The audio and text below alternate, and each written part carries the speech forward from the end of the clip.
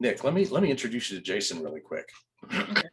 So Nick, Jason, Nick. Hey, hey, I'm also a fan, not an uber fan of Star Wars. Actually, just yesterday, I was at a friend's house and he showed me that episode of The Mandalorian where Luke shows up and just cleans out the dark robots, whatever they were Dark called. Troopers. Dark Trooper. Oh, Yeah. that was, I teared up. I'm like, I've been waiting on this for 40 years, man. Yeah. Right? Yeah. Um, Like Just, I got goosebumps now thinking about that scene. Like, dude, I wish, why wasn't it in slow motion? Why? Why wouldn't you put that in slow motion? Prolong it. Well, you know why? Well, I don't know if this is the correct answer or not, but I would say that I think it was because I spotted right off the glove. And once I saw that one glove, I knew it was Luke right off the Dude, bat. the And green lightsaber. well, yeah, that was the big giveaway. But as soon as he walked out, it's like, oh, single X-wing, and he's in a black, and person's in black. I'm like, this is Luke post Return of the Jedi. Which, and if you read, so the first official books before Disney scrapped everything and then brought it all back was it was called the Grand Admiral Thrawn trilogy, and there's a book called Heir to the Empire. And then there's a couple others to make the trilogy. And Luke is just like that in that book, like full on. He's still in the dark, like black clothing and stuff, but he's So just cool. super So cool. badass in that. Mhm. Which Oh, I think you know Neil Imsang, right, Brian? Yes. Mhm. So did you know he did the scene where Mando's getting his ass kicked by the Dark Trooper? He did all that animation. Oh, really? Yeah, he did that, and the scene where Bo-Katan and her partner, when they fly off of the walkway there over the right over space, when they kill all those troopers, Mhm. he did that whole scene too, when they all fly back in and shoot everybody up. Oh, right on. Yeah, Right so he on. did that whole thing right up to like the flamethrower and getting his ass handed to him. It's like, all right, man. So That's good work. yeah, Yeah. What killer scenes too, man. Gosh. there's Yeah, a but continuity Luke error. definitely. When I was like, that's Luke. I Yeah. right off the bat, I just knew it. And yeah, and when he came out and just cleaned house, I was like, that was just yeah, what a great way to end that There's a season. scene though. What's that? There's a continuity error in that scene. So when he reaches out to force crush the one dark trooper, reaches oh, that's so with good. his left hand, and then when they cut back, lightsabers in his left hand. Ah, And I was like, wait a second. Wait, I catch stupid little things like that, but it was like the third walkthrough or watch through of it, because even Ethan would watch it. He was not too into regular TV yet, but some cartoons, but he would watch that section. I was like, all right, we're gonna milk this, let him sit here and watch this a little bit. Definitely been what's kept me going through all this, that's for sure. mhm. Yeah. It's great to have close knit type family unit type thing. Yeah, it was coming home for now it's been over a year since I've been home. It was the 13th. It was a year that I'd been home, and it was definitely a little trying at first to like try to. I've toured for nearly 20 years solid, Right. so trying to figure out who I was. It was a little rough there for a little bit, but now it's full in daddy mode. And I'm like, all right, we're some of the lucky ones that the guys took care of all of us last year with the PPP stuff, and then my wife has a great job with the state, and we've kind of figured out I can slow down a little bit now. Maybe I don't have to gig hop like I constantly do, it seems like. Right. So it's nice Did it to become addictive? Like, gotta do it sort of thing? Is that, I mean, 20 years, wow. a little bit of that, because I mean, our business, it's a little, you don't get forgot about, but it's, oh, he's busy with such and such band. They'll always think, oh, well, he works for, in my case, like Disturbed's my main client. Oh, well, he's busy with Disturbed. Little do they know we're off for like the next 12 weeks or something. Like, I can come fill in for a little bit or something.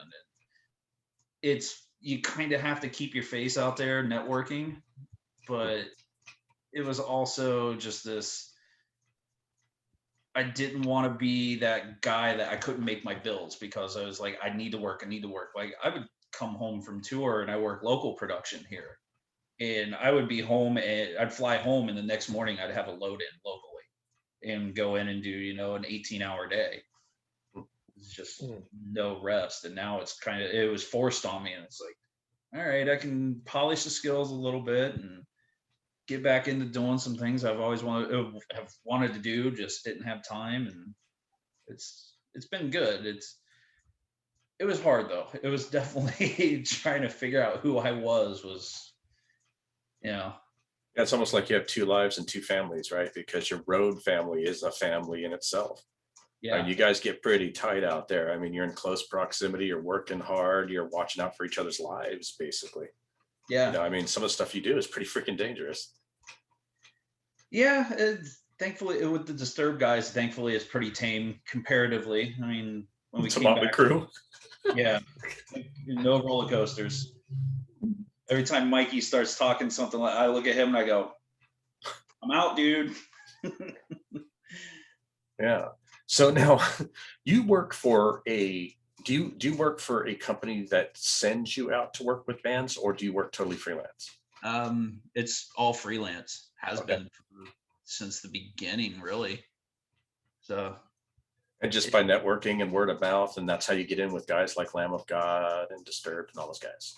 Yeah. yeah, it's as I always say, it's wrong place at the right time or right place, wrong time, bad life decisions, Mhm. any of those. But yeah, like my first tour, it was just a friend of mine. She was friends with management for Lacuna Coil, and she called me like it was like 5 o'clock in the morning or something. I'm like, what is going on? Like, why is my phone ringing? And she's like, a company from Germany is going to call you in about an hour. They need a new guitar tech because I started as a guitar tech. And Okay. they're like, we need a guitar tech or they need a guitar tech for this band. Their tech has gone MIA, tours in like 3 days. And it's like, okay. And I get a call from direct management out of Germany going, hey, so we've heard you recommended. There's not a lot of money, and we know it'd be like your first tour, blah, blah, blah. But if you want it, the gig's yours, and we'll get you your plane ticket and have you ready to go. It starts in like 3 days. You just need to be in Boston. I was like, okay, sure. And there's just like, okay, what did I, and they're like, all right, cool. We got a plane ticket. We'll email you the details. And after I got done on the phone, I was like, what just happened? I'm still like waking up going, it's like 6:15 in the morning. Who? Am I dreaming? That's funny. So that when did you transition over to drums? Uh, I always been a really terrible drummer. Like I was good in high school. Like I was good on the snare line and stuff like that and played in Mhm. high school, but I stopped playing when I got out of high school because going to college, doing the normal thing and just didn't have time. And got back to drum teching actually just the second tour, that next tour, the second tour with Lacuna, because I was helping the drum tech that was on it too. He'd never drum teched at all. And I was like, all right, well, you could do this and this and this. And he was just one of those, it was a kid that he was a buddy that made friends with him when they came through Florida, and they were just like, yeah, he came out. He was going for like $100 a week and using all his leave because he was in the Air Force. So he just would put in for leave for like the 6-week tour or however long it was, and just went out and did that with us. And then they're like, well, okay, next run we're going to do is, it's going to be the POD tour, and they couldn't afford to take any crew on that. But the next run was Ozfest 2004. And they're like, well, we're going to bring our guitar tech from Europe over with us, but would you want to do drums? Like, yeah, I'm more comfortable on that. And then I flipped back and forth, like after that for a few years. But like that run too, I ended up helping guitar tech because the guitar tech had to go home. He runs a festival in the UK that he puts on himself, like this industrial alternative festival, and he had to leave the last 2 weeks of Ozfest. So he flew home, and we flew a guy in, and it was a disaster. He was there and gone in like 8 hours. It was, yeah, it was bad. Wow. And so I was doing both, and like everybody on the second stage, like, because I was a year Slipknot headlined the second stage, and so those guys were friends of mine, and some of the other techs that were over there were friends of mine, and they would just jump in and they'd help out. They're like, yeah, we'll do your switches and make sure stuff's, tuned. Like, you make sure everything gets loaded in and blah, blah, blah, and we'll help you on the changeover. Like, all right, cool, perfect. We got this. Mhm. It's funny when you call, I can't remember I think you texted me about Lamb of God being around, and if I wanted to come out, and hang out with you and stuff. So I came up, I come out there and stuff. Well, anyways, I'm standing there backstage, and you were pretty busy. I mean, and Jason, it's funny because when Nick comes out, like you see him like here, with the ball cap and like, well, when he comes out, he looks like he's getting ready to go like into a SWAT team or something, because he's got a gig jacket on, all this gear strapped to him and everything, with all the pockets full of stuff and everything, and he's hardcore, he goes in there and gets the job done. Well, anyways, while you're sitting there doing your business and stuff, I'm standing back there and I'm looking at Kerry King's rig, because it was Lamb of God opening for Slayer. And so I'm standing next to Kerry King's rig and I'm checking it out. There's this guy standing right next to me, and he's just vaping up a storm, dude. It was like vanilla chai or some, and it was just, and I was like, man, this guy's gassing me out. And he starts talking about, yeah, this stuff, man, I can only get it in one place in the whole world. It's like someplace outside of Pakistan or Afghanistan or something like that. I can't remember what stan it was. But he's like, and I have to buy it there, and I have to support myself on it. It's like, oh, that's good. He goes, oh, well, and he looks at his wrist, and he doesn't have a watch on, but he's looking at his bare wrist, and he goes, gotta go. And he runs out on stage and starts performing. It was Randy Blythe. Yeah. Like, that guy's a riot.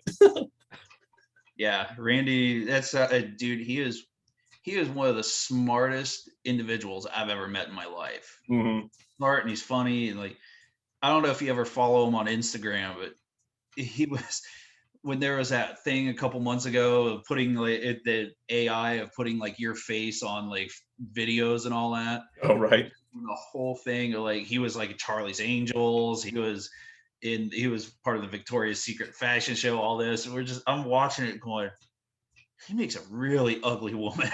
But it's just, yeah, It's pretty funny. such a smart, funny dude. Mhm. Had a lot of fun working with those guys. There were some trying days. You seen it, the loadout that night. Yeah, But it's crazy. that was a good tour. It was a lot of fun. Made a lot of good friends on that. Initially, I was going to ask about what he does in his leisurely time, but I want to back up a little bit before we get to that, because I want to ask, what is the craziest fucking thing that's happened on the road with a band with you working with one? Oof. I've got a few stories. I'm trying to think some of the. Well, that Lamb of God run, we had a slew of bad crew bus drivers that we had one that thankfully he was really, we had one that was really bad and he got fired, and a new guy came out. Thankfully we got that guy because we blew a front steer tire and it threw the bus into the ditch. Like almost a repeat of the Disturbed accident from way back in 2008. And so thankfully we had a good driver who was able to, take care of that. So, that's one of those weird ones, like, that'll keep you awake at night. And oh man, I'm trying to,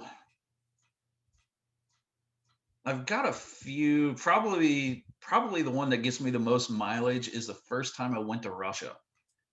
So go to Russia, the band that I'm with, this is early 2000s, so it's still pretty Wild West over there. This is like, what is this, 2005, 2006, somewhere around there. And brought over, we're there on tourist visas. We fly in with 60 pieces of fly gear on tourist visas. Is just, okay, it's like, yeah, this isn't shady at all, just flying in. And we get to the border patrol and customs agent, immigration, and Guy doesn't even look at my passport. He just looks at the outside and goes, "You need new passport." I'm like, what? And he goes, "You need new passport." And then coming the other way through immigration, one of the like handlers for us, just a handful of money. It throws down $100 bill for him right there, like US, not rubles, like full US $100 bill. Just thumbs through the passport, goes, and gets to the visa page. "You still need new passport." Another another $100 down. And he goes, there might be problem. Before he even gets problem out of his mouth, like there's another stamp. "You have good time. Get new passport though." And just rinse and repeat for like the whole crew through the entire like border guard stuff. And You're this just is getting milked. yeah, and just the cost of doing business there, you know. And Right. it was like that, and then the show was surreal because we load in, and there's like everything when you do these fly gigs in some of those places, like they're super overzealous. Like they load in days before you do, just getting stuff just right. And at front of house, they've already got the whole VIP section set up. Well, then they have a riser at front of house. So you got the red velvet rope and everything instead of a barricade. And then behind the riser is purple velvet rope and like what you would totally imagine a throne would look like the Hollywood stereotype, like gold throne and like red cashmere seat, blah blah blah. And I asked one of the translators, like, what's up with that out there? And he goes, "Oh, that's for the VVIPs." I'm like, "Okay, what's VVIP?" I'm like, "I know VIP." I'm like, he goes, "The very, very important." And I'm like, "Okay." I'm like, "Who's that?" Joking around, like, "Is that President Putin?" He goes, "Yes." Like, "Wait, what?" He's like, "Yes, he's very good friends with the guy's name was Sergey, I think it was the promoter's name." I was like, "Oh, okay." Wow. And so we do this show, and we're doing it's Luzhniki Stadium. It's and we're doing that's where we're doing the show. But after that, we're doing a private show at a club that the promoter owns. Part of the deal, like, oh, two shows kind of thing. So we go there and we do a quick little line check, make sure everything's good, and like, all right, cool, we're going to do this show. And right before all that happens, Sergey's people comes through and like, "Oh, okay, here afterwards, here's drinks and food, and if you need anything before, let us know." And then all of a sudden, somebody else comes through and they're like, "Okay, you need to listen to these people." And they're just say, "We have a very important guest coming. When he comes in, do not look him in the eye, shake his hand, and say spasiba," which is Russian for thank you. It was freaking Putin. We're like, when he comes through, I'm just like, "Oh God, I'm gonna die." Hey, buddy, can I get a picture with you? Yeah, like this is like nobody's ever gonna believe this. And Right. yeah, it's just one of those stories. Like, holy crap, man! It is. You're the one with the iPhone trying to do a selfie with him in the background. Yeah, like I'm just like I'm not going to do anything to get myself thrown into the gulag here. And after that, it was even, like we did that whole thing and he comes through. And then afterwards, Sergey comes in and he goes, "Oh, you guys want relaxation? You come with me to my other club." So we all pile into this van that we're like being ushered around in. And he takes us to this brothel that he owns. That's like full on, like walk in the doors, like 1,500 euro cover charge. Like it's you pull up and there's like valet parking and there's Maseratis and Bugattis and like Lamborghini Aventadors and all this stuff parked outside. Like, where the hell are we now? And we find out it's the brothel. It's like, "Go have fun." I'm like, "I'm just gonna go to the bar and have some drinks." It's like, "Okay, I drink with you." And I'm like, "Oh, this is gonna be interesting." So it's like him and his translator. And I was sitting there and end up we're drinking vodka. It's like, I get the vodka. And it was this like $1,000 bottles of like Beluga Diamond or something like that. And I'm just like, "Wait, what?" And one of the guys comes back afterwards and does his thing. He's like, "Oh, can I get you anything else?" And he goes, "Yeah, I don't know." Jokingly goes, "I don't know, pound of cocaine." He goes, 5 minutes. And I shit you not, 5 minutes later, a silver platter covered in this stuff just comes out, and I go, I'm out. My flight's in 5 hours. See ya. Like, I need a ride to the hotel. And the whole time you're telling me this story, I'm hearing this voice in my head that says, "Welcome to Anarchy 99." Remember Triple X? Yes. Hey, yeah. See, after seeing that movie, like, I've met those people before I've seen that movie, like that kind of fringe element because of this band I was working for. Mm-hmm. Like, we were rehearsing in the Czech Republic, and one of the guys that helps facilitate everything. We had to go another one of those, go to the party, and like the band's got like no show, but had to go and like be grateful and all this. And so we're all like in the emails coming to us like, bring nice clothing for these kinds of events. Like, okay, we roll up, the dude has 2 Russian Tu-72 tanks at his front gate. Like, this guy's got his own freaking private army. Roll up, like, Wow. he's got those, and there's like militia dudes just everywhere. He's got a freaking zoo with lions and tigers and shit. You walk in, there's a room full of any recreational substance you ever want. Like, they're like, oh yes, this is party room, blah blah blah. If anything you need, they got it in there. Another room full of women, another just bars everywhere. Just like, okay. And he's like, he asked our front of house guy, like, oh, can you come take a look at my stereo? Like, I've been having problems with this. And I'm like, I'm going to go with him. I'm going to go hang out with him. We're not going to get in trouble here, Right. safe bets. And this is like, 4 or 5 weeks before we go to Moscow, and that whole Putin story happens. It's like, I'm like, okay, I'm done with this camp. I'm out. That's a pretty crazy story. Yeah. So yeah, so now I'll come back around to the story, to the question I was going to ask you, which was, on your own time, you like to scuba dive. Yeah.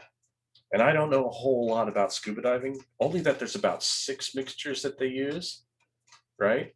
And they go from recreational diving all the way to super deep scientific type diving, that where you get to 130 meters or more. Yeah. But that's about as good as far as I go. Yeah. I only do, I don't really go beyond recreational limits around here, because it's Ohio. There's nothing really deep besides the Great Lakes. And Mm-hmm. So do you do a nitrox or? no, I just do regular air, because it's the place I usually dive is only about 20 to 25 feet deep. Oh, okay. There's no reason to do any mixing. And nitrox, I've done the course on it, but I have no need for it around here. If I would do multiple dives, like if I ever did one of those liveaboard boat trips or something, I would do that. But honestly, was it 2 years ago, there was a fire on one of those boats, and it killed everybody but the crew, because the crew sleeps above deck and all the passengers sleep below decks. And the fire broke out right at the only access point. So there wasn't even like the emergency hatch, you couldn't fit anybody through.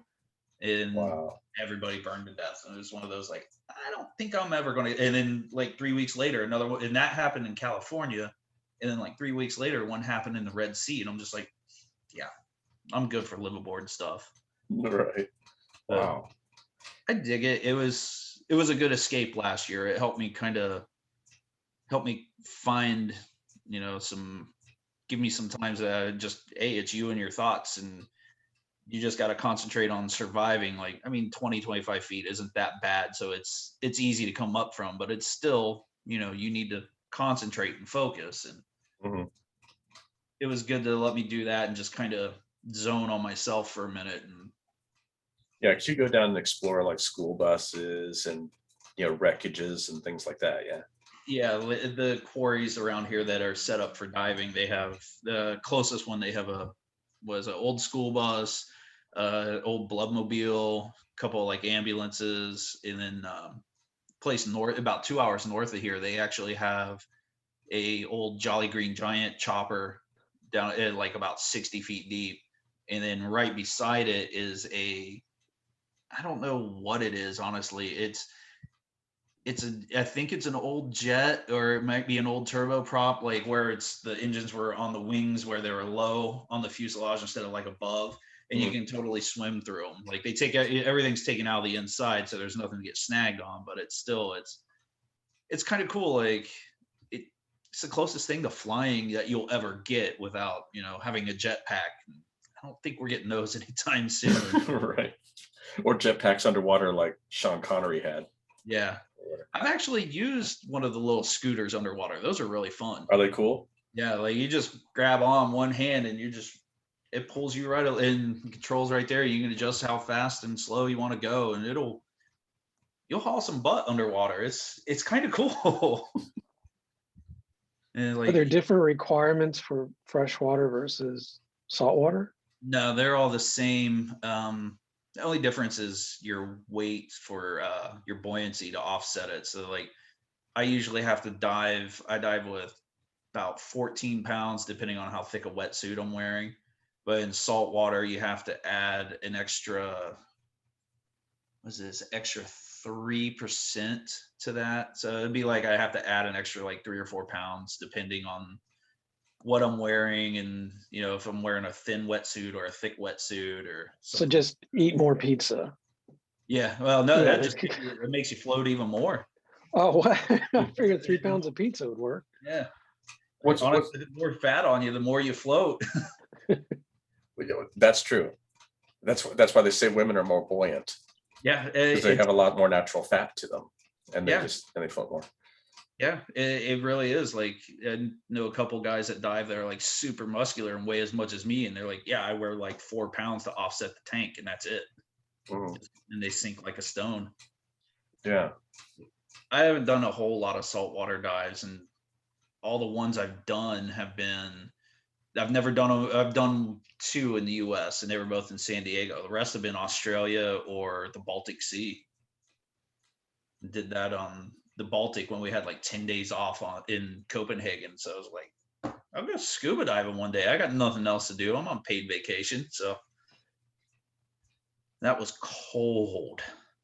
It was 54 degrees. And they're like, yeah, this will be the hottest it will be all summer in this water. I'm like, phew, I'm good. Did you have to use one of those suits that you wet the inside first? Yeah, I was on a full-on wetsuit. Everybody else was diving dry suits, but they didn't have any to rent at that time, and so it's like, okay, well, this is going to be a chilly dive. Yeah, because I guess and correct me if I'm wrong, but the logic is by having the wet in between your flesh and the suit itself, your flesh heats up that wetness and it's supposed to warm you up. Yeah. The neoprene traps the water between you and the suit, so that water does warm up to your body temp. And like it's summertime, I've literally been sweating underwater. I know it sounds, but like you can feel it. Like you'll start sweating underneath your eyes and stuff, and then Oh, you just pull the collar, like the collar of your suit, and you'll feel this cold rush come through, and then it'll warm right back up. oh, that's interesting. Yeah, it's a little when it's really cold, you don't notice the difference. I mean, you're still cold when you get out, Right. but it's What other definitely hobbies on the road do you do? I imagine, wow, you probably got really good at playing Mario Kart on the bus, I guess. not really like I used to love video games, but I don't know. I've tried to get back into them, like when I was doing this other band after Disturbed Rap in 19, and we had some Nintendo Switches on the bus, but I don't own anything myself besides I have a or a Xbox 360. Excuse me. So like two generations of consoles ago, or three, or whatever it is, that played Halo on, but I haven't played video games on it in probably 5 or 6 years. And then I downloaded some at the beginning of this whole thing to play on a laptop, and I was finding I was spending like 3 or 4 hours playing it at the end of the night, and I'm going, I can do something else with this time. And I enjoy it, but it's a time suck to me. Like I'll get sucked into it and I'll start neglecting other things. Like on tour, days off for me is, it's now with my little boy and stuff, it's a lot of video calls and being on the video chats all as much as I can.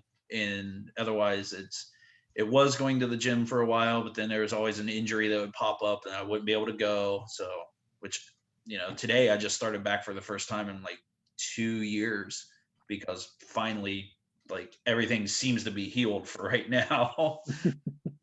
And, but yeah, otherwise days off like Europe or anywhere outside the States, it's what cool stuff can I find to do today? Because I don't know if I'll ever be back in this city or, I don't get the chance, but over here it's kind of days off or, all right, if there's something cool, if there's some diving close by, I'll, get some diving or rent a car and go drive in the mountains if something like that. Or last time we So had a you're day off in Seattle, we actually went out to wine country. It was Jeremy, our guitar tech's birthday, and we went out there and got absolutely hammered at a couple different vineyards. It was a good time. We'll try to find stuff to do like that. so you must have quite a photo collection. Yeah, yes and no. Like I go through phases. I have honestly, I have 20 rolls of film downstairs I need to develop yet because So I you're was still using a manual camera like that, not a digital camera. oh, I have that too. I have a Okay. DSLR. I mean, honestly, my phone is 10 times better than that DSLR now because of it's a 10-year-old body and I've only got a couple of cheap lenses and the phone just, it it's not as good as the DSLR like control wise, but the image clarity is so much better, especially with all the new AIs and everything.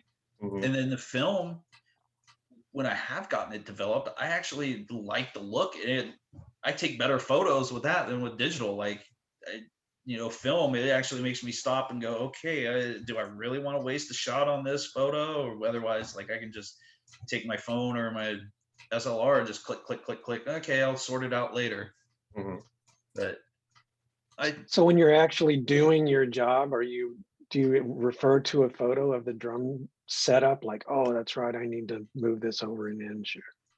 it You're, depends. Like, when I first started with I Prevail fall of 19 when Disturbed wrapped up, I would for the first few days, like Gabe, the drummer, came out, helped me set up the first day. Like I got everything kind of built and was going by what I could figure out on the marks and going, okay, this looks about right. And I'd look at it like a photo of what was online. And then he came out and it's like, oh yeah, tweak this and this and this.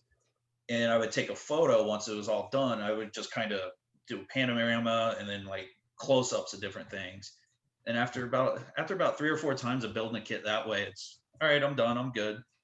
And I can do it from memory. Like Mikey's kit, this will be October will be 13 years that I've been with them. I can build it in my sleep.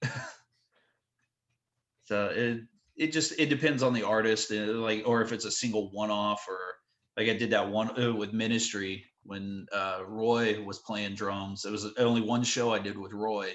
I had like 3 photos of his kit and showed up to Riot Fest in Chicago and built it via the photos.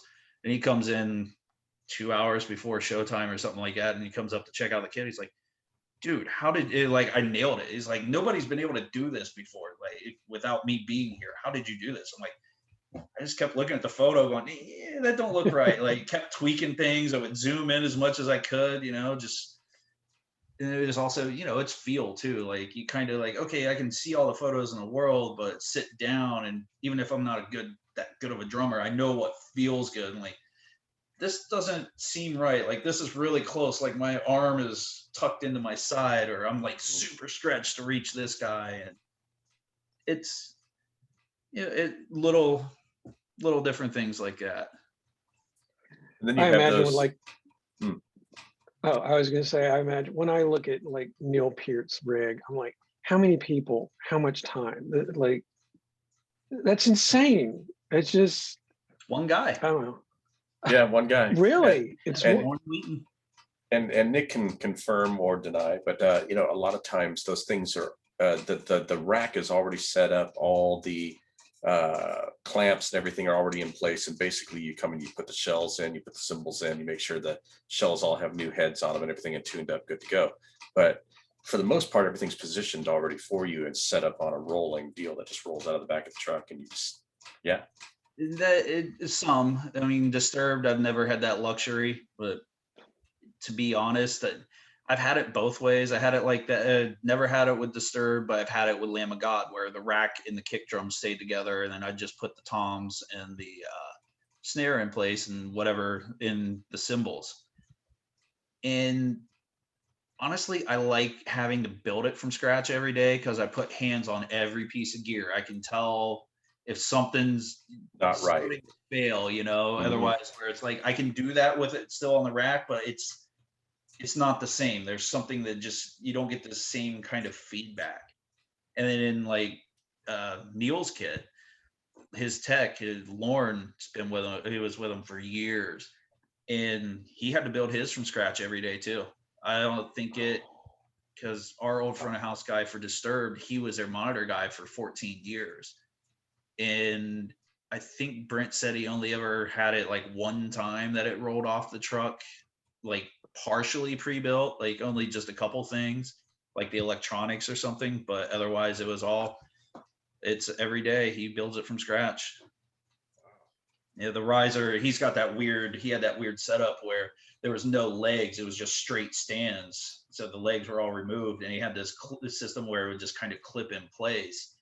But still, you know, that takes time to set up. Like it's like a week of prep just to get that all built. And like you finally at the end of the day, Neil would sit down and or I would assume this is how it would be because that's how it was when I did Tommy's kit, that roller coaster one, where we got everything kind of close and what felt right and measurements and everything that I had.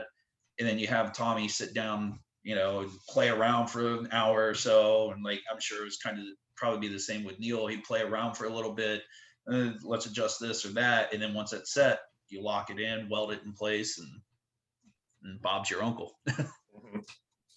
Yeah, and I noticed a lot of guys when they do that, you'll have your riser, and you'll have a lot of fixtures for plumbing Yeah. that are mounted to the riser. This is where the cymbal stand goes. This is where the snare goes. Yeah. Yeah. Oh, I have a drawer full of those floor flanges, those Mhm. floor flanges. They work great for kick drums, man. I think it's inch and a quarter Mhm. flange in the kick for Pearl for their feet holds them in perfect. Yeah, the spurs just drop right in there, and they Yeah, can't scoot. Yeah. yeah. Like I've made some after destroying a couple risers here or there of drilling into people's decks just to, all right, flight 8 doing that is like I've made a way to Velcro them down that it's that dual lock, that really heavy duty stuff. Yeah, I'll the just grab 3M dual lock. Yeah. yeah, and I have a bottoms of those lined with it, and then I just put a really heavy strip of that stuff down on the house riser or whatever, or you know my carpet. Mhm. There we go. They'll stay in place, and I can peel them right off, and it's good to go. Yeah, you have to be resourceful out there. Yeah, So I noticed on Mike's kit, you had a lot of little things that you did to make things easier for him while he's out there performing. yeah, yeah. The little mini boom mic stand with the drinks on it, and a you know just a little curtain clamp, spring hand clamp to drape the towel over, and you know the what else I have on his right? I have all that's on his right with a light, so with gel over top, like lighting gel, so where you can it mutes the lighting down, so it's not super bright. And just you know, it's about making the artist comfortable, and but it's also about making it easy for yourself too. Like if things get crazy, you want to make sure it's an easy repair, but you want to make sure it's something that you can set up and tear down in seconds because you know how the days go. I mean, you've seen the changeover before that. All right, we got 10 minutes to get off stage and let's go. You Mhm. want to make sure it's quick. Yeah. It's funny you talking about making the artist comfortable. I was watching a live show, and I think the drumstick flew out of the drummer's hands, and he reaches to grab another one, and there's not another one. Ooh. And you could hear the screaming at the poor drum tech over the mains. Like he's just red in the, I'm not going to say who the act was, but like a Polaroid, just slowly turning red and veins coming out. I'm like, oh, the poor guy. And who knows? I don't know if the drum tech had a gig after that. That's It was, quite an oversight. it was probably his cousin. Oh, Yeah, I mean, that stuff kind of happens though too. Like, I've been yelled at in the middle of the show, not by Mikey, but I've been yelled at in the middle of a show, but it's a heat of the moment kind of thing. Like the show's going on and something just immediately happens, and Mhm. you're putting out one fire and then another fire starts. Those kinds of things. But at the end of the night, you address it after the show, and after you've done your loadout or set change or whatever, you address it. And, 99 times out of 100, everything's cool, and it's just like, yeah, sorry. Everybody's like, okay, sorry, bro, hug, and see you later. But it does happen. I had it happen with Bittner years ago. He was the one that helped me get the Disturbed gig, actually. We were doing a run, and the only reason was he pulled a stick out of his stick holder on the left side, and what he did, the stick tape that was on him was so sticky, it pulled the other 3 sticks out with it at the same time, and he dropped all 3 of them. And he's like yelling at me for sticks, and I'm like, I'm trying to weave my way through because it's just, honestly, the stage wasn't much bigger than this office I'm in right now. Like trying to weave behind cabinets, like sucking it. I was like 50 pounds lighter then too, trying to suck it in to get behind the cabs, to get to the kit, to get behind him while he's still trying to play the song one-handed, and crazy double bass stuff going on to get the sticks to put on his left side.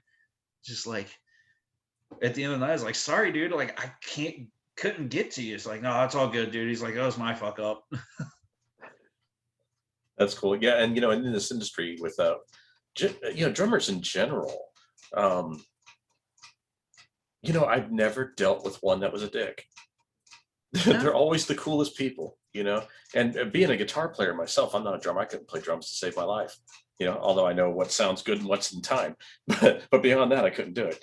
But I work with them all the time, and I get along better with them than I do other guitar players because they're just so relaxed and cool people mostly. So them to get sparked off and get really fucking pissed off, it's kind of rare, right? Wouldn't you say? Yeah, it is. It's, I don't know if it's just the fact that they're not the front man, they're not up front, they're just kind of in the back, keeping time, keeping in the shadows, so to speak. Maybe that's why everybody's just mostly laid back. But I don't know. Yeah, I'm trying to think out of everybody I've worked with, of anyone that I've had that was that way, and can't really say that I have. It's everybody I've worked with has always been really cool. Mhm. And just super chill dudes, and I talk to a lot of them to this day. Some of them are European artists that obviously just the time differences and everything, culture differences, you kind of like drift apart or whatever. But others, a lot of the dudes I still talk to all the time. Mm-hmm. what's interesting to me is during the 70s, I remember seeing photos of a lot of bands. It was popular to have 2 drummers. But listening to the music, I never picked up on the fact that there was anything that required 2 drummers. Like, why don't more bands these days have 2 drummers, I guess? Like, and what was the point? I really don't know. I know what you're talking about though. I've seen it like the Jackson 5 or somebody like that. Or I remember like Motown, that was like a big thing at times. Mm-hmm. I remember seeing stuff like that. But to me, I don't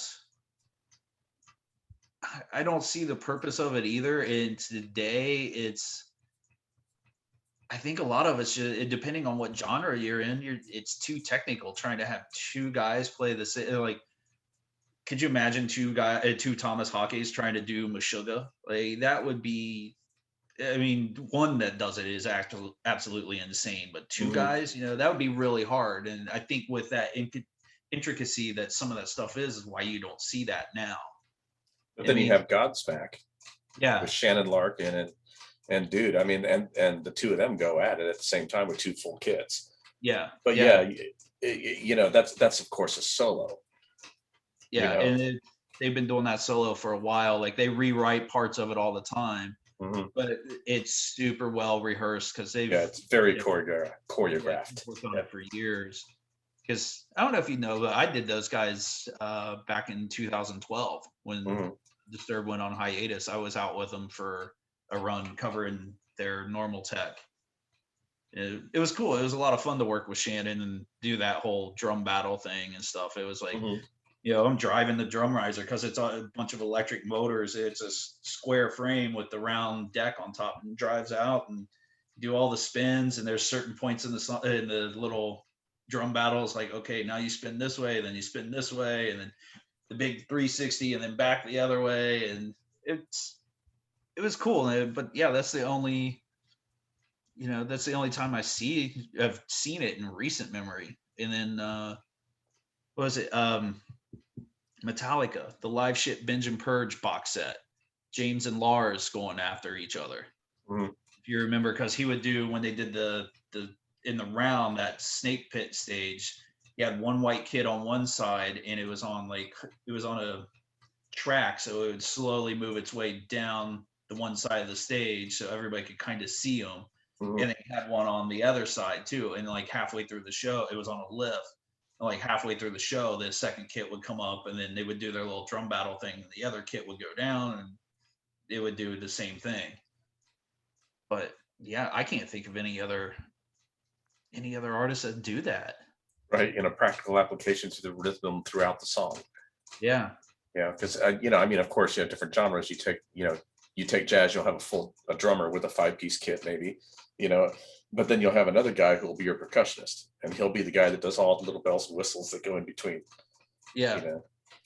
But I yeah, know, not much in the rock world anymore. Yeah. And these days, I mean, a lot of people put that on playback, or like in the case of like some industrial bands, you got guys that are live sample, like playing those, like they're playing keys plus like playing drum samples while the drummer's playing some beat too, like, okay, cool, whatever.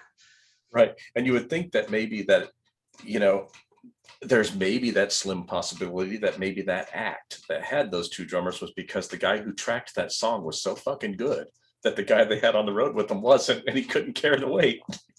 It Just took two guys. wouldn't be unheard of. Right. Well, always like hearing a band whose drummer is doing the check play the Kiss Alive one Peter Criss drum solo. I don't think Mhm. I've heard anybody do that one in a long time. Oh, it's My just my I old drummer love that Scotty would song. do it. Yeah. Scott Henderson would do it. He would kick into that and he'd start doing the whole thing. And I'm like, dude, you need to mic up your kit and put a phaser on it like Peter Criss did. Oh, Yeah, it's Yeah. cool.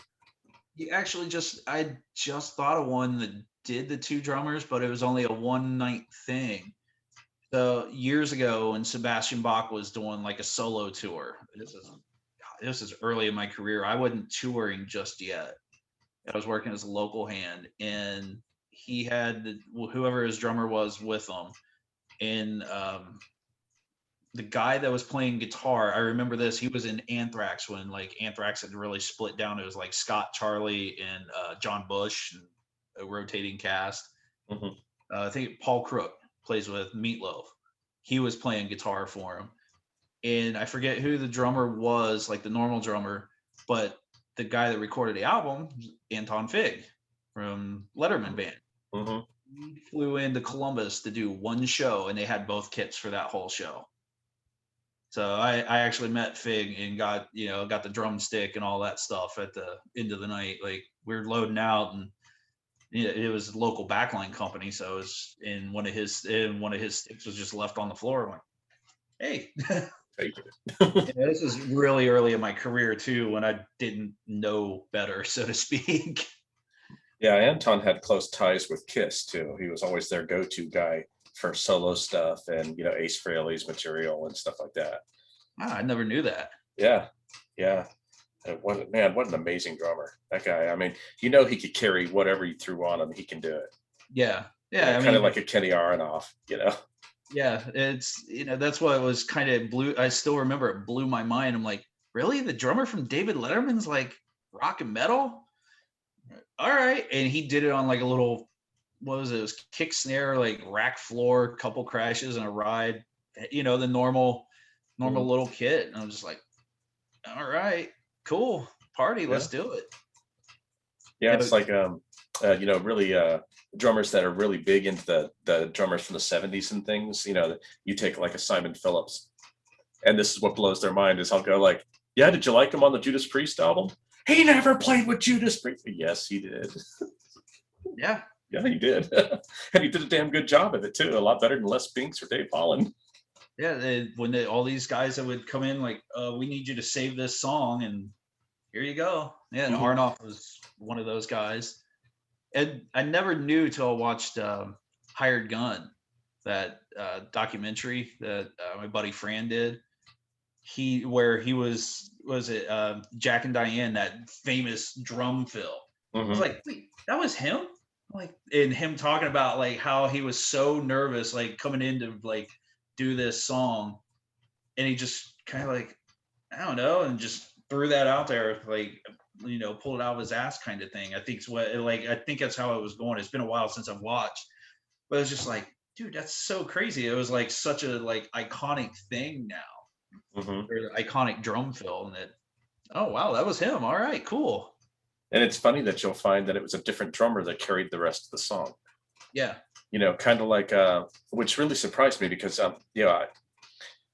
I like to learn about these kind of things, and one of the ones that really surprised me was when you start finding about your favorite bands, and you start going, oh wow, so that dude never played on the album, so you're going, like I'm a huge Kiss fan, and when I was a kid, I had the posters all over my walls and everything, got to meet Ace Frehley and everything, and it was a dream come true kind of thing, and then I had to play guitar, that whole thing, and but then I start finding out, wow, as the years went by, he was on less and less albums. yeah, And it's like, oh boy, wow. And that whole time I thought it was, him, wasn't him at all.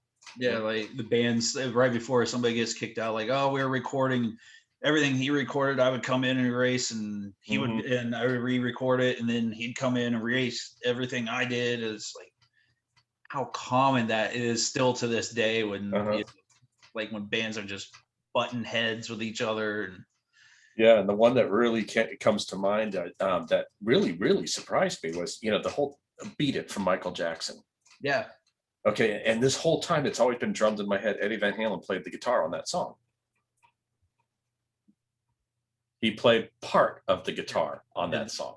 he did All this? the rest, I think, was Steve Lukather, I think. So yeah, and then he went in, Michael Jackson had him play the guitar. So he went in there and he put all the guitar down. Eddie Van Halen came in and laid down the solo. That's it. Yeah, yeah. I always love that story. It's on YouTube still, that you can. And when Eddie passed, that was making the rounds of him recording that. Like, oh well, can you take this part of the song and do this, and then add this little extra here, and then switch these two parts? And they're like, and he's like, I came in and laid the solo down, and then I got a call from Michael, and it was like, oh crap, he hates it or whatever. He's like, I love what you did, like Uh-huh.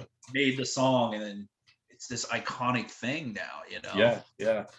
Yeah, and you could definitely, that's him. There's no denying it. Yeah, But the fact that he didn't play all that opening stuff with the synths and all that kind of stuff, those cool hooks, that really wasn't yeah, him. It really yeah. kind of But it surprised me. sounds like what he would do. Yes, exactly. Dude totally nailed his essence, right? And Yeah, laid it down. Yeah. it's like Rob from Machine Head. You could hear the first three notes of the song, and you would know it's Machine Head just by the guitar tone, because they have that very specific tone. You're like, oh, it could be like four open chords and be like, yeah, that's a Machine Head song. Just there's certain guys that just have that certain style that once you know it, you're just like, oh yeah, that's him, no problem. Hmm. Yeah. The same goes with drummers as well. Yeah, We were having a discussion. Jason and I were having a discussion with, I believe it was with Eric Aldenius from Billy Idol. We were talking about whether a drum lick could be copywritten and whether it can be construed a hook or not. And we actually had a pretty fun little conversation about it. We don't need to delve into it again now, but it was kind of interesting, because it's like, you can have that little fill, like I think in that conversation we were talking about Phil Collin with In the Air Tonight, Yeah. or the subject matter you had brought up. It's, you listen to it and you go, man, it is so unique, and that then becomes such a big part of the song. You come in as a songwriter then, and you get on your credits that way, and that way you get paid for it. Yeah.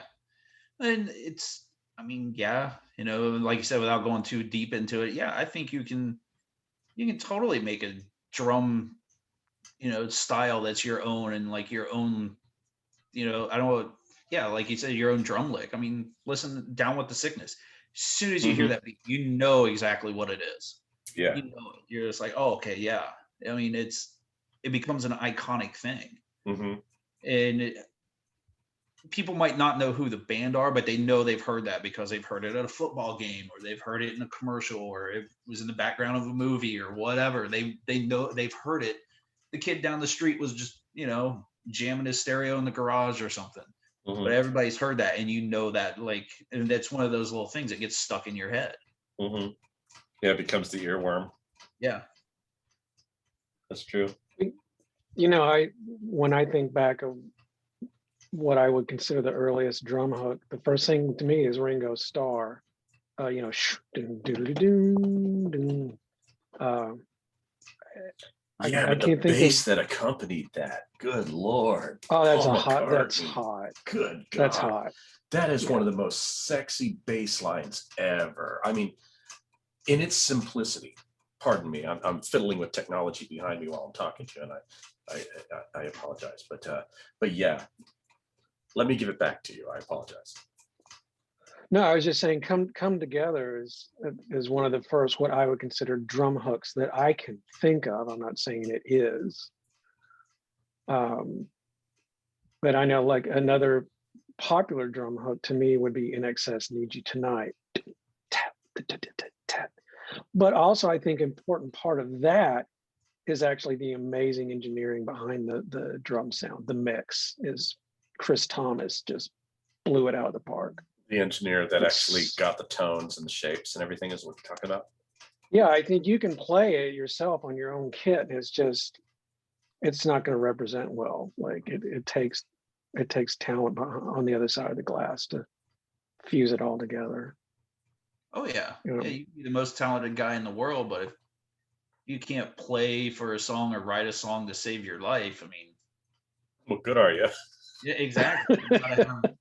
You gotta have that guy that can sit there and tell you, no, you're overdoing it or you're underdoing it. You gotta have the guys in the studio adding the magic, Mhm. well, that's probably well, you said you worked with Ministry. Ministry uses, I imagine, quite a bit of electronic manipulation. Yeah. I'm not sure what the process ever was in the studio, but I know, like, live, it's the drummer, because Roy did the one run, and then we had Derek that did all the others when I was involved. And the only thing going on there in drum world was he was triggering the kick and the snare to do new samples depending on some of the songs to help with that. And then John, the keyboard player, he's triggering all the samples live. Like, he's got a click track that's playing just to help keep time, because I mean, you want to try to keep it as close to the beat as possible, but he's manually triggering every little sample and key sound. And yeah, it was very, like, involved with what he had really going on. But it's almost like it's a lost art now too. It's not just like a keyboard player. It's there, you're playing samples. You got to know, okay, this sample does this and this, and like it does this weird loop back and comes back, on plays for 10 seconds. I need to know I got to hit this and hold this key for 10 seconds, or you set it up to tap once and then, all right, I got to hit it again. It's almost, like I said, a lost art, because Mhm. everybody now just, okay, click and playback. And you can have your entire show run off of an iPhone or an iPad now. Yeah. Yeah. It's interesting. Scotty Rockenfield, back when he was playing with Queensryche, he had devised that basically he was using a MacBook Pro behind his kit, on a snare stand next to him, and he was running the whole AV show. Yeah. Instead of having somebody else do it, he's just doing it himself, because he knew where everything needed to be. So Yeah, he just time code it, and it's all software. I mean, that's kind of what we do in a way. Like it's, we still have a lighting or light designer, LD out front. You still have a video engineer and a video producer for like if we've got video walls or whatever. But you just do time code with a click track, so where you stay on time to that time code, and you hit play, and then just the whole time while they're building the show. Okay, at 10 minutes and 37.8 seconds, this light cue happens, or this video fires, or pyro. Okay, this flame goes, or this boom happens. And I mean, you can even do it with audio consoles. You can go, okay, well, at this point, I know a lot of guys that do it, but they don't do it fully like what happens with light and video. They'll go, okay, it's on this one, will bring up this scene for this song, and then they manually control everything else. Because unlike lighting and video, or pyro, audio is very still dependent on the video. Like no matter, it can be the best sounding room in the world, but the delays or reverb can be a little different from venue to venue. So they want to have that control. But everybody uses it now or not everybody, but a good majority uses it. But it's really cool to be able to have that consistency and provide, like, you can almost take a show to a point now that's physically impossible for somebody to run, because you can just program all these crazy cues into it, and the computer just goes, all right, cool, and do this. Yeah, and everything's electronically connected with your light show and everything, your pyrotechnics, everything's going through converters into a computer program. Yeah. And now So it's getting down to, it runs. That was one of the things I did in this whole downtime, was learning the standard called Dante. And it's basically, it's audio. I've heard of Dante. I think Mike Perkentine. Yeah. It's audio over Ethernet, but they just updated their standard, and you can do video over it too. You have to have a gigabit network. You need Cat 6 to do it, but you can. So literally, you just run from your front of house, run back to backstage to Monitor World, wherever your audio split is, and or Video Village, wherever all that is, and it's just, you run a couple of network cables, and you can even do it with playback now, where you don't even need external audio devices. You have a converter on one end of the network cable, so it's like you just use the network jack on your that's built into your laptop, run a network cable over to Monitor World to the split, and then they have the box that goes from Dante to whatever standard you're using there, and all right, good to go, done. Don't need anything else.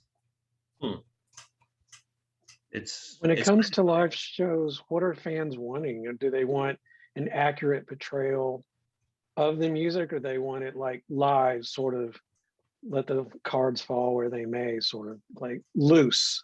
It doesn't have to sound like the album. And I think it depends. Like some of the artists I work with, I think they want the album. They want that tight show. They have a preconceived notion of what's coming in. They want it to sound like what they know that the album sounds like. They want to hear all the bells and whistles and things. And then you have bands that they just, I want to see the show, and if it's a little loose, it's a little loose. It's like Slayer. Those guys, it's completely old school. Mm-hmm. You go out there and, all right, it's Slayer. It may be, Rain and Blood may be I don't know what BPM is, but it is. But it's on the album, it's 150. But tonight they're playing it at 163, or they played it a little slow at like 145, because But the fans are just like, dude, it's Slayer. Let's go party. I think it just really depends. And what really kind of gets me about it too is they crucified, Milli Vanilli, 30 years ago or whatever. Yeah. There's more reasons to it, but the fact that they were lip syncing, and everybody's like, oh, they're lip syncing. Oh my God, boo, blah, blah, blah. Everybody was real upset about that before they even knew the rest of it, that it wasn't even them on the album. It was just two dudes faking it. But I mean, that happens today. There's certain Mhm. certain pop groups and stuff like that, and people just, yeah, who cares, whatever. I mean, good cases, look at any award show on TV or Mhm. the Super Bowl, stuff like that. None of that's live. It's not allowed to be. Right? They can't afford to have a mistake Yeah, with millions and millions of advertiser dollars behind it. yeah, They would bail next season if you had a real bad screw up, yeah. you know? So I think, yeah, they're conditioned to like, okay, cool, whatever. That's wow. Sounds like the album. Awesome. Just there. It's more. I think that's why shows have gotten more involved theatrics and lighting and video and pyro and cryo and all the little fun gags you can throw into the show. I think that's why the shows have gotten to the point they've gotten to like that outside of the rock world, like rock and metal. Just get out there and here's some backdrops, here's a cool light show, and here's some loud music. Let's party. Mhm.